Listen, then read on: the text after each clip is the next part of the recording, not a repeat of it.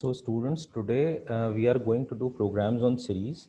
Now, अब जब हम प्रोग्रामिंग की बात करते हैं सीरीज में, तो हमको एक चीज़ ध्यान देनी है कि इसमें आपके नंपाई के जो ऑपरेशंस होते हैं, ये आपने क्लास 11th में पढ़ा होगा नंपाई, तो उससे रेलेवेंट जितने भी ऑपरेशंस हैं वो हमारे पांडास में एप्लीकेबल होते हैं, बिकॉज पांडास के अंदर ही हमारा नंपाई आता है और नंपाई बहुत ही इफ़िशिएंटली पांडास को हेल्प करता है एक्सेस होने में सारे एलिमेंट्स को या सीरीज की क्रिएशन में। सपोज आप कोई सीरीज खुद से मैनुअली क्रिएट नहीं करना चाहते, जैसे कि हमने देखा था कि सीरीज के कई तरीके के क्रिएशंस थे, जैसे कि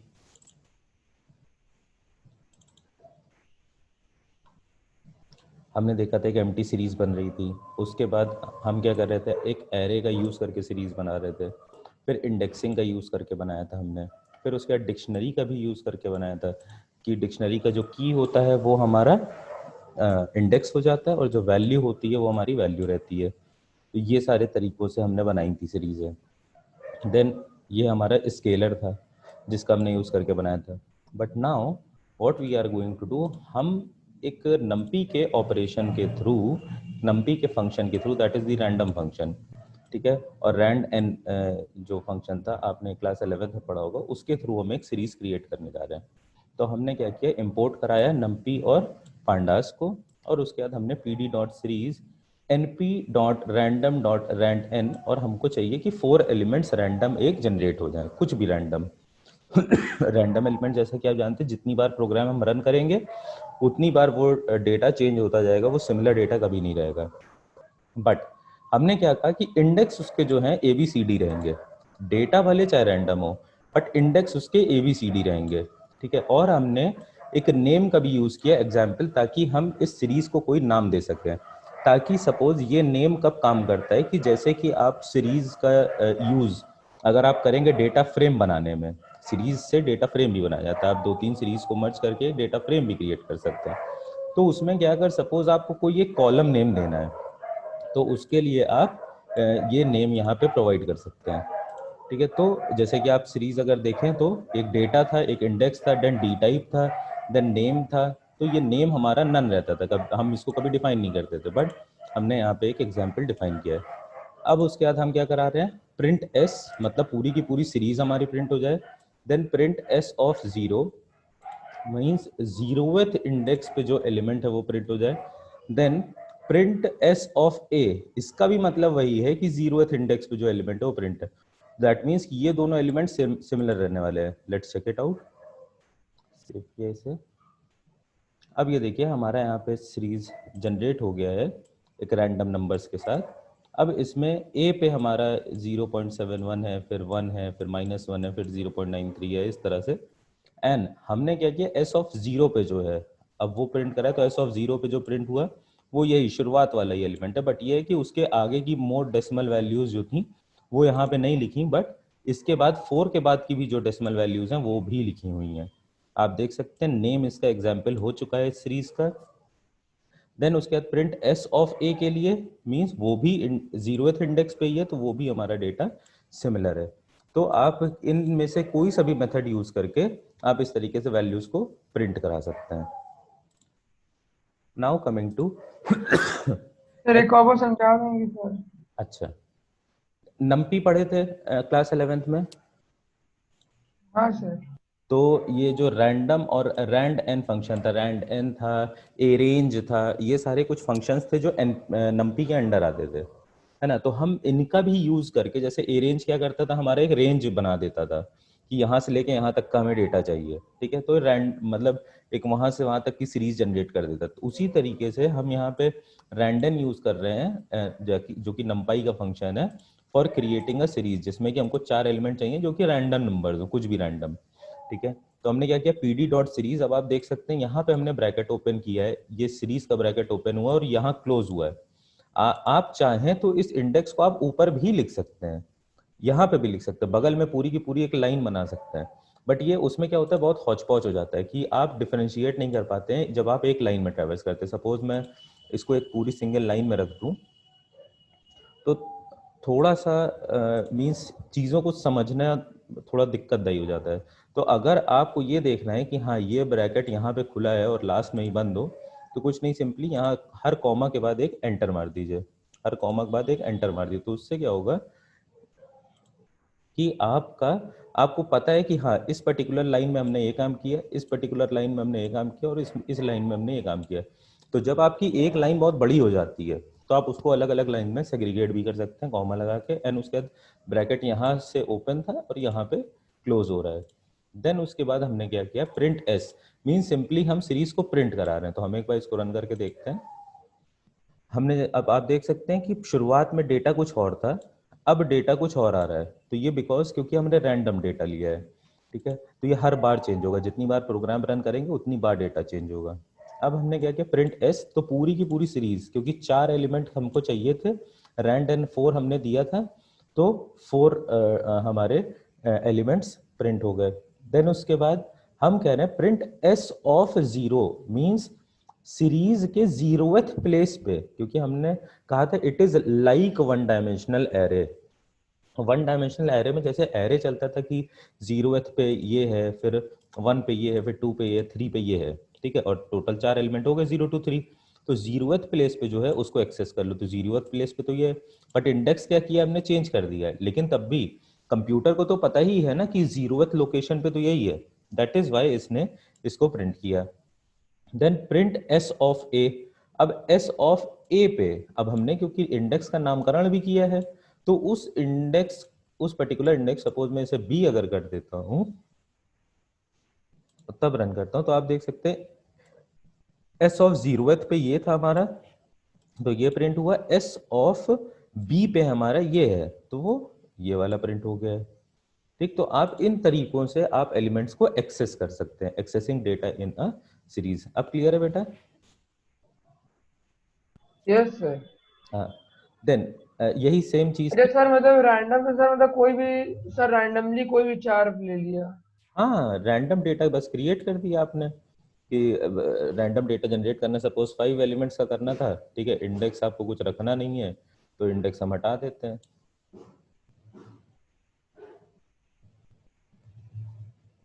इंडेक्स हमने हटा दिया, अब रन किया बी का, ये इसका क्लियर दे रहा है क्योंकि अब बी इंडेक्स नाम की कोई चीज ही नहीं है। ये देखिए अब 5 एलिमेंट का आ गया, 0 to 4 आ गया, और हम कह रहे हैं एस ऑफ जीरो निकालना है हमें, तो जीरो है था। और बी वाले पे इसीलिए एरर दिया था, क्यों? क्योंकि हमने की वैल्यू कुछ छोड़ी ही नहीं है, की वैल्यू कुछ डिफाइन ही नहीं की, इंडेक्स कुछ डिफाइन नहीं किया। क्लियर है? Yes sir. तो accessing data from series with position, तो यही अभी हमने सीखा कि अगर हम एक पीडी डॉट सीरीज बनाते हैं जिसमें लिस्ट ऑफ एलिमेंट डाल देते हैं 1 2 3 और उसके इंडेक्स दे देते हैं ABC, ठीक, तो उसमें से क्या, रिट्रीव द फर्स्ट एलिमेंट, तो या तो आप x ऑफ जीरो कर सकते हैं या तो आप x ऑफ a कर सकते हैं, आपको अगर पहला एलिमेंट निकालना है तो। Then series object attributes. So the series attribute is defined as any information related to the series object such as size, data type, etc. Below are some of the attributes that we can use to get the information from the series object. Now what are those? जैसे series dot, तो attributes are series dot index, ठीक है, तो series dot index क्या करेगा, defines the index of the series. If suppose we do print s dot index,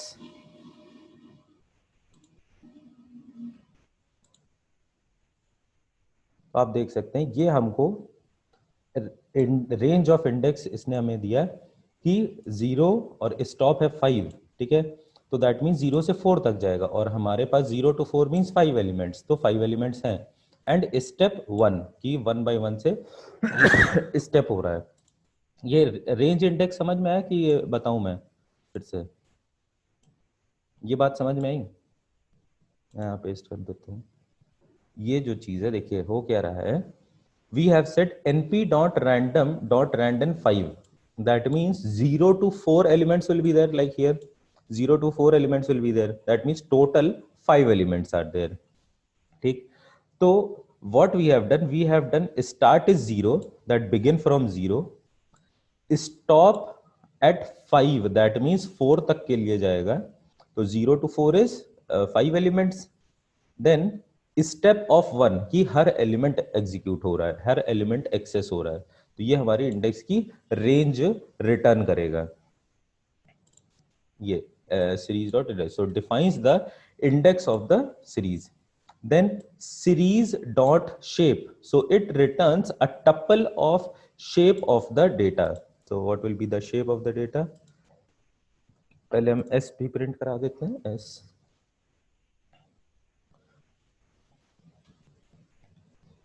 अब s dot shape हम print कर देते हैं,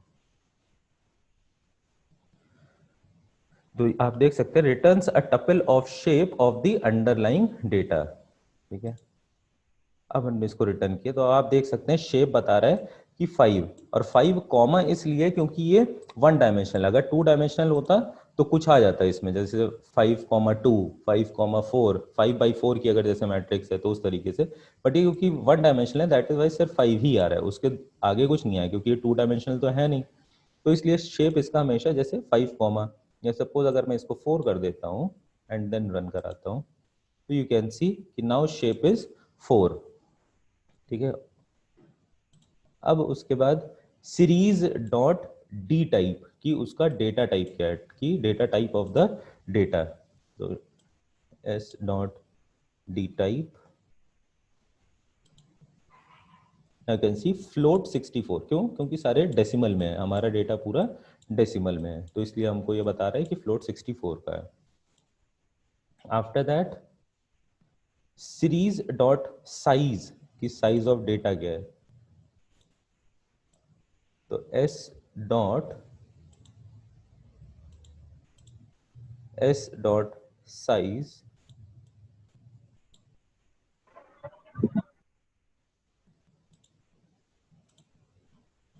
नाउ यू कैन सी कि साइज हमारा 4 है, कि हमारे डेटा का साइज 4 है।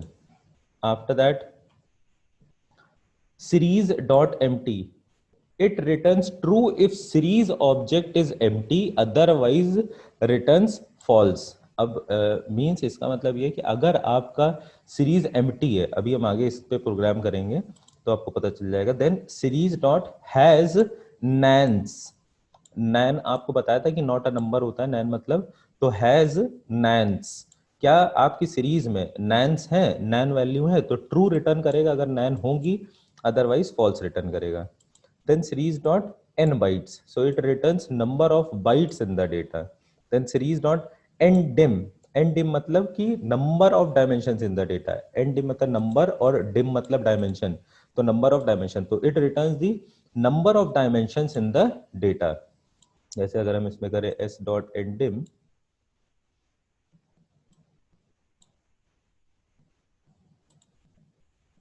तो आप देख सकते हैं 1 आ रहा है कि डेटा का जो डायमेंशन है, ठीक है, वो 1D है, ठीक है, वन डायमेंशनल है हमारा। देन सीरीज आइटम साइज क्या है, it returns the size of the data type of the item. Then now retrieving index array and data array of a series object, अब वो कैसे करते हैं, so we can retrieve the index array and data array of an existing series object by using the attributes index and values. तो अब ये कैसे है, इंपोर्ट किया हमने नंपी और पांडास को, after that pd dot series और हमने डेटा को डिफाइन कर दिया 2468, फिर pd डॉट सीरीज डेटा को हमने डिफाइन किया 11.2, और ये यहाँ हमने आप देखिए 4 डेटा है, यहाँ पे 3 डेटा है, ठीक है, और उसी के करस्पॉन्डिंग 3 इंडेक्स हैं।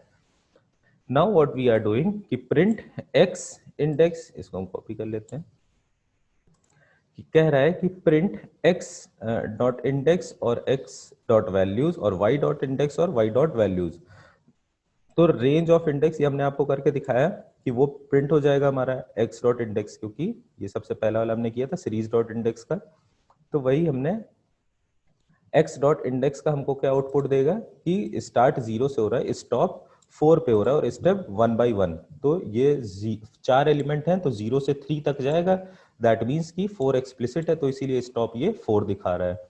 एंड 2468 इसने हमारे डेटा की वैल्यूज निकाल दी, हमारे सीरीज की वैल्यूज निकाल के प्रिंट कर दी। नेक्स्ट कह रहा है वाई डॉट इंडेक्स, तो उसका इंडेक्स का क्या है हमारा, अब उसमें डेटा इंडेक्स है हमारा ए बी सी और डेटा टाइप क्या है हमारा ऑब्जेक्ट और उसकी वैल्यूज ये हमारी प्रिंट होके आ गई। Then coming to retrieving types, data types and size of the type. तो अब जैसे इंपोर्ट किया हमने numpy और pandas, फिर उसमें हमने a.pd.series डेटा हमने एक इंक्लूड किया, फिर उसके बाद हमने एक और डेटा इंक्लूड किया, यहाँ पे 4 है, यहाँ पे 3 है, ये इंटीजर है, ये फ्लोट है।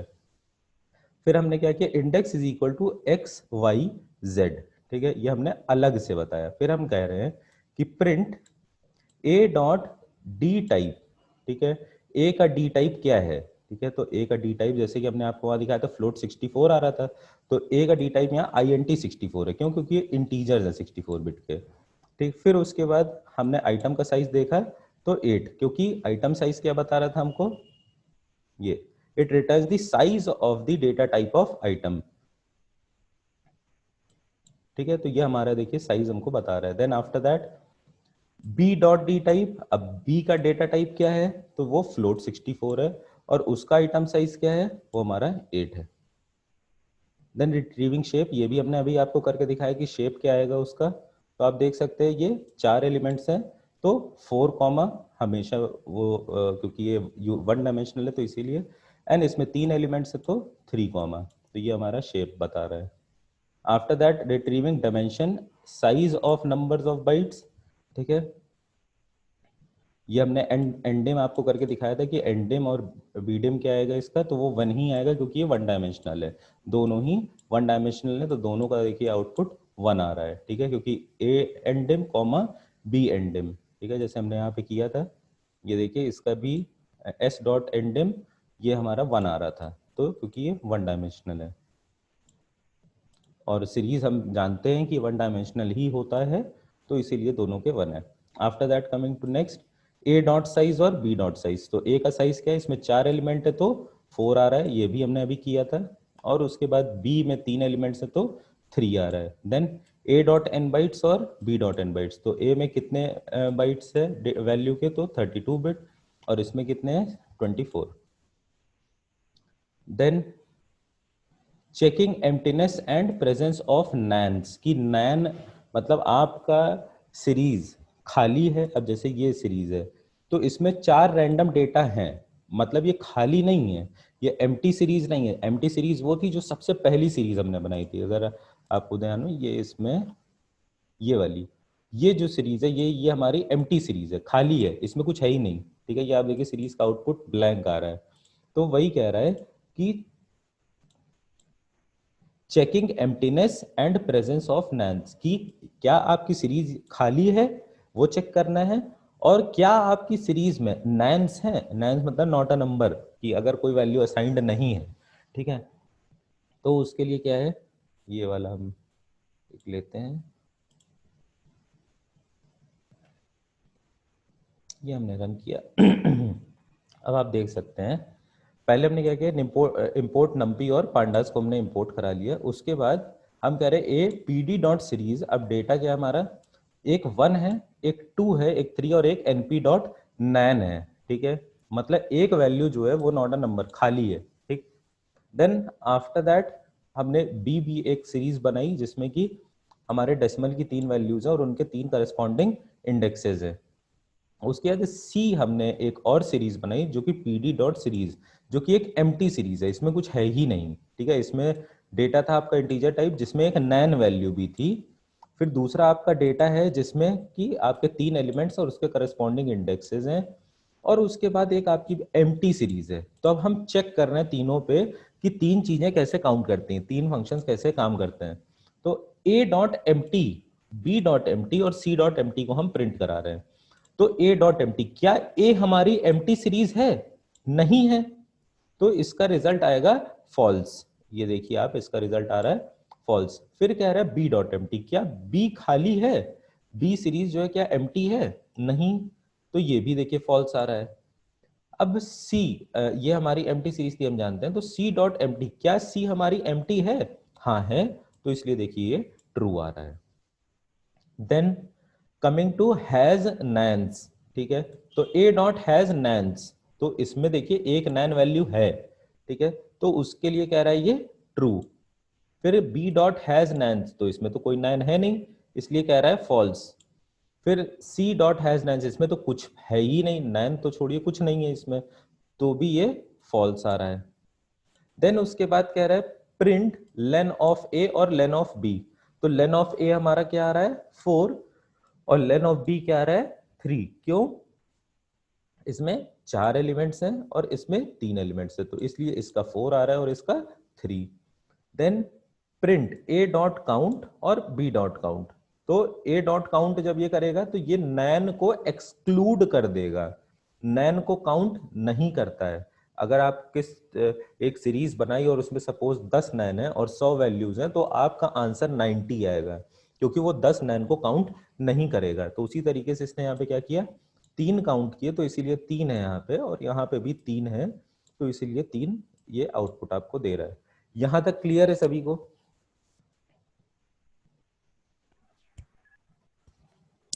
क्लियर है? अच्छा सर, मतलब अगर 3 इंडेक्स होंगे सर 3 ही लेगा? 3 इंडेक्स होंगे? कौन 3 इंडेक्स होंगे? और मतलब वो सर XYZ। इंडेक्स से क्या मतलब, हम इंडेक्स कब बोले? हम तो वैल्यूज की बात कर रहे हैं ना, नैन किस में होता है, नैन वैल्यूज में है, नैन हाँ वैल्यूज सर। में है ना। तो यहाँ पे क्या है, अब सपोज मैं एक और नैन डाल देता हूँ यहाँ पे,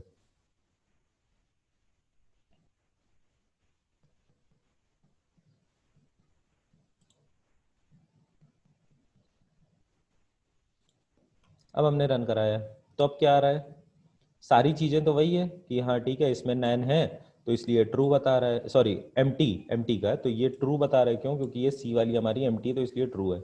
फिर दूसरा है हैज नैन्स, तो ए में नैन है इसलिए ये ट्रू बता रहा है, हाँ नैन है, इसमें 2 नैन है अब तो, ठीक।